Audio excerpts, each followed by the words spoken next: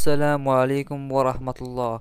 قال طبيب المنتخب الوطني بأنه تم إجراء فحص بالأشعة للاعب نصير مزراوي، ولم تتحدد نوعية إصابته بعد، إذ يلزمه فحوصات أخرى لتحديد نوعية إصابته.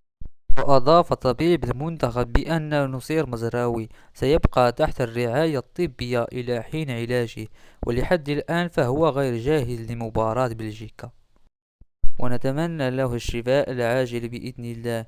والآن نمر إلى خبر مفرح عن أشرف حكيمي، بعد أن أكد المنتخب الوطني بأن إصابة أشرف حكيمي غير مقلقة وليست خطيرة بعد أن تم الكشف عنه بعد نهاية المباراة. وأضاف طبيب المنتخب: سيخضع حكيمي لفحوصات طبية غدا الجمعة للوقوف عند حد الإصابة التي تعرض لها، ونتمنى لهما الشفاء العاجل بإذن الله. ونصل إلى ختام الفيديو، في أمان الله ومع السلامة.